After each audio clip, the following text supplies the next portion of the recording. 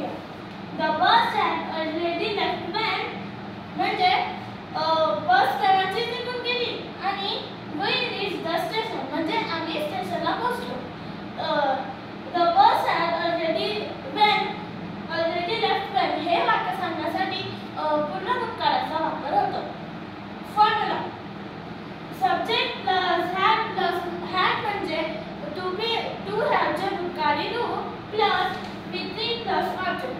For example आता आपण example बघूया. ड्रॉ आपल्याला क्रियापद दिलेले आहे ड्रॉ. आता